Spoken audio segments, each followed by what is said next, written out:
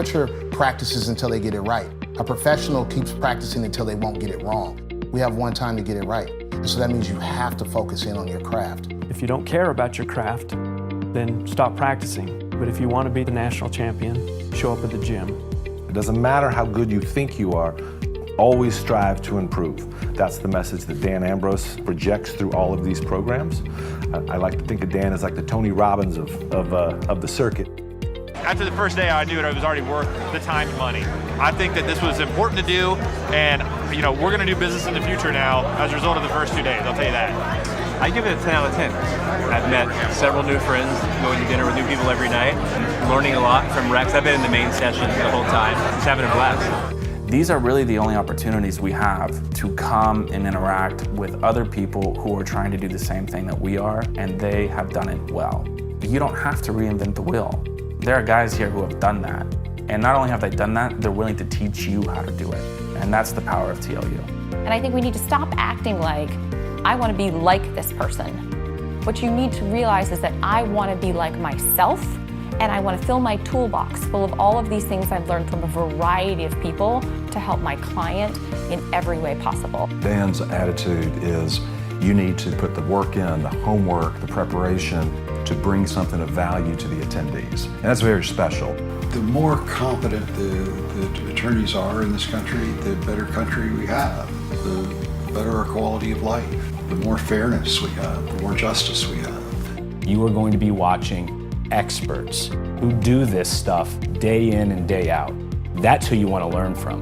We aren't just getting up here talking about things that we read in a book. We're up here talking about things that we did on Friday in court. Everybody that passes the bar, everybody, if they do the work, if they really figure out what are the discrete skills they need that they don't have, and then they study them and practice them, they will be great. I really believe that. But nobody gets there by themselves. There's no one way to advocate. Everyone has a different voice. And the more voices I heard, the more I thought, well, my voice fits in there somehow. People need to learn to read the room, understand the space, how to use their body, how to use their hands, their voice, the furniture, the echo in the room, all of that.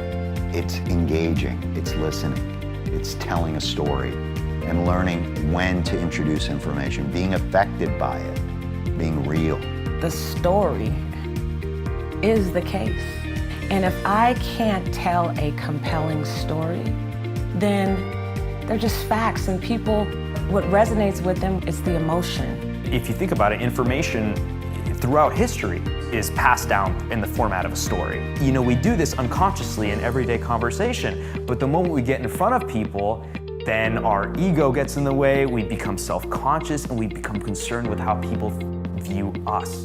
When you have programs like this, where you can give, then you're not reflecting so much on yourself, you're reflecting on your purpose. You talk to these guys that are doing it, and you find out, well, wait a minute, he's not superhuman. He's just like me, or she's just like me. And I think that gives you the incentive to take what they're teaching and put it into practice. If you leave from Trial Lawyers University without having learned something, that's your fault, because there's vast knowledge being shared, and you can see everyone absorbing it.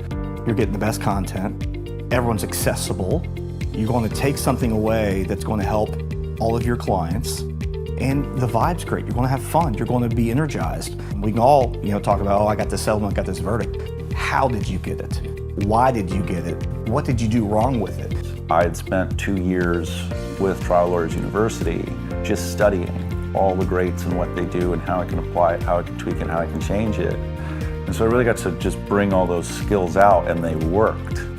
You're going to make connections with other people. I can send an email to Rex Parris and he'll pay attention to me. I can call Dan Ambrose and say, Dan, I'm having a problem with this.